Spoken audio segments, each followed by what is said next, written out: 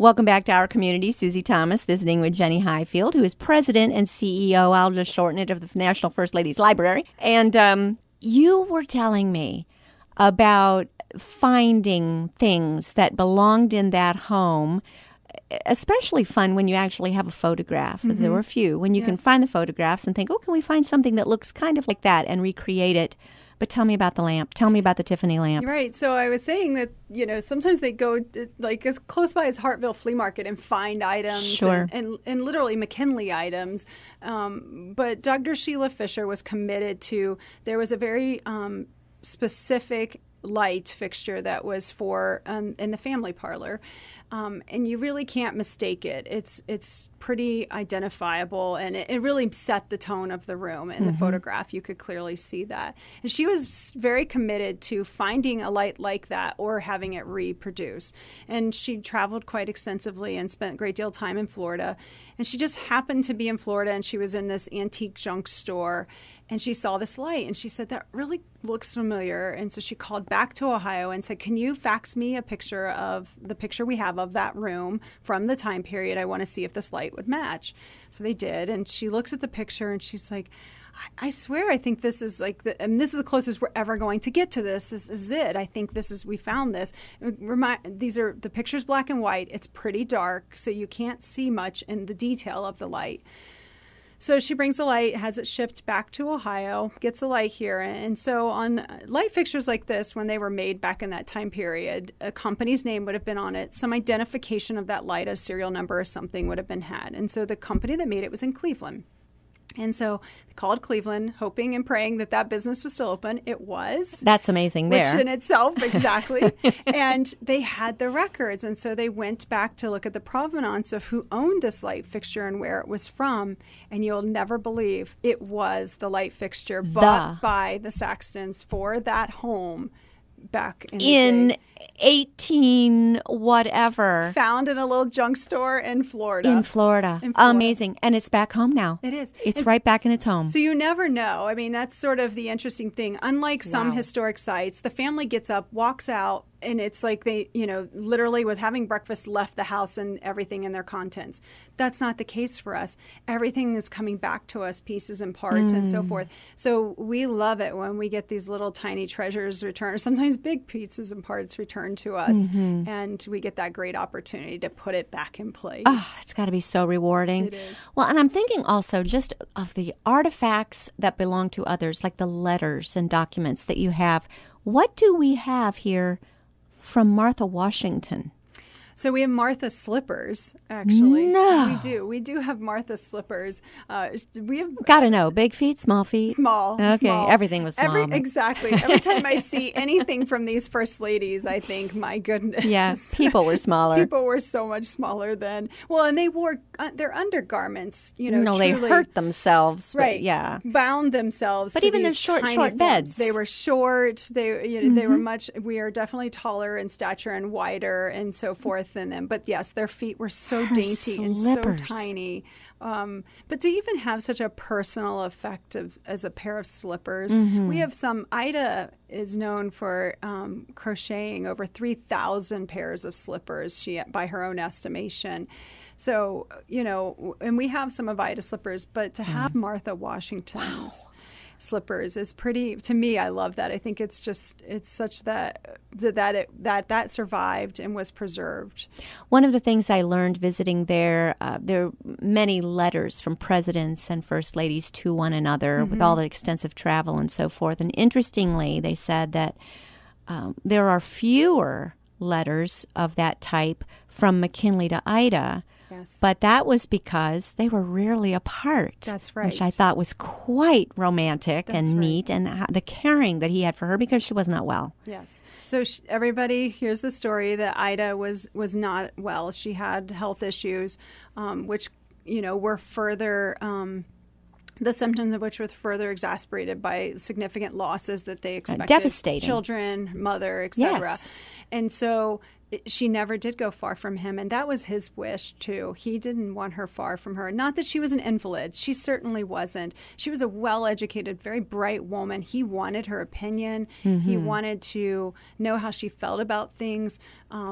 she couldn't operate like some first ladies and hosting in such a manner, that other first ladies could. But he always made a place for her at every dinner, every, reception or campaign visit that he made. And he made it so it wasn't uncomfortable or, more importantly, awkward for her. She deserved that, deserved to be Dignity. recognized in a dignified way. Exactly. And so, and that's beautiful. I think it tells more so in a very important way.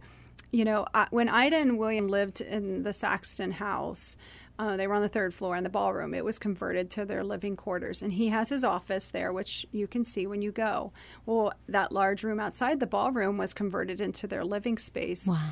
Ida would sit out there and crochet slippers and listen to the conversations that were happening in the room. And then they would converse about it. He wanted her opinion. Wow. And so I think that speaks volumes to the silent power and potential that first ladies have to truly influence things that are happening with their spouses, and more importantly, their presidential spouses, and what was happening of the times. And we know for sure that Ida and William had lots of conversations about important things that were going on when he was president. And so, and the fact that he wanted her opinion states a lot to how he felt about her, and more importantly, about elevating the status of her as a woman. We tend to forget the influence of a wife and with their opinions, certainly, and how you think of that in any marriage, how what you contribute to the union there of both partners working together in that marriage. This is an important one when you've got the leader of the free world and his spouse. And it's nice that he recognized that and included her, and that we have documentation of it. You have to remember, So this is cool. a time period where women were just being educated, Right. and had that opportunity Before voting. Before voting, and Ida's father saw to that. He really understood the importance of the women in his family having an education, having the same opportunities as men. We talk about where the Huntington Bank building is across the street from us is where Ida's father's bank was. Ida worked in that bank, and not just behind the scenes. Exactly right. It was very rare. She managed that bank for him when he was not around. Wow. To allow a woman to do that was a significant step forward for her rights and roles and responsibilities. And again, recognizing that she had that worth and that potential. Because a woman's job at that time was to find a husband and manage the household and have a family. And Which she did that well as well. Oh, exactly. So to have that, to have those men in her life that really, truly appreciated her in that way, I think made her illness so much more bearable. You said third floor ballroom. Let's talk about the fact that there was a third floor ballroom, which sounds to us right now spectacular and schmancy, but at the time, in the day, that was kind of like the family's rec room, right? Exactly. And I have to say, the Saxtons, though clearly a very prominent family, very well-to-do in the community, were humble, and they very much did not live an extravagant lifestyle. And so, no, we're not talking a ballroom that could host hundreds. I mean, it's a ballroom that can host 50 people. But it was a family recreation area where guests could come and enjoy. Sure, there could have been opportunity to play music and things like that, but it's certainly not what people would think of today when they think of the grand ballrooms that we all experience out in the community. And I love converted for this young couple to start their marriage there. Think of your kids living in your basement. That's basically what they were doing, except on the third floor Very much. ballroom. First-person tours are a new thing, kind of, but First Ladies Library has kind of, as far as I know, been a little bit on the cutting edge of that. Always, when you arrive, you are greeted by one of the First Ladies who gives you your personal tour. Talk about the tours. So first-hand interpretation has really been an important part of the work that First Ladies Library has done throughout their time. And that director of education, Cindy Fraley, comes from a theater background, actually. And so, she loved the idea of first-hand interpretation.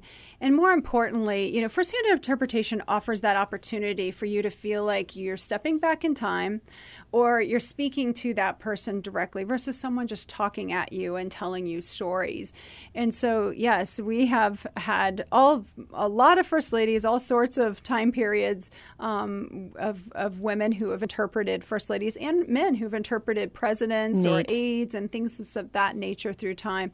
Our guests do find it entertaining, and more importantly, especially when it comes to fashion, they love to see what they wore and what that looked like, and so forth and so on. This is interesting as we go through sort of the reimagination of the site. There's a lot of conversation about what that firsthand interpretation will look like and where we're going to go with that, and I'm super excited to see. Can a person just stop by to go through? Are there any self-guided tours? We're not currently doing self-guided tours, but that is something we are. So again, we are working with the Park Service to reevaluate how the site will function moving forward. And so there are wonderful things that we have been cutting edge on, and there are a lot of things that we now need to look forward to the future and change. Some of the things that we are working on is doing open tours. So instead of a guided tour, having the house and the museum spaces open for guests to go through, obviously with docents and so forth around to help them guide them through that process. And guided tours might become more specialized so that we can really then take a guest and really dig deep into a part or piece of ourselves and talk about that, or give a behind the scenes tour. Many of our people will come and they're interested in first ladies, but they might be more interested in the houses, the house in the building, or the architecture of what we do, or a specific theme about first ladies. And so we'll be able to do that in a new and sort of bright way than we have before. But yes, so we're open Tuesday through Saturday. In the summertime, we are open on Sundays. We do recommend reservations, but you don't have to have them to come, certainly. We just do that so in case our tours get booked and filled, you don't have to wait too long for the next one. But you can come through at any time during those hours. And our website has all of that information. And the website address is? It's www.firstladies.org. Firstladies.org. Jenny Highfield, thank you so much for all you're doing in our community. Thank you.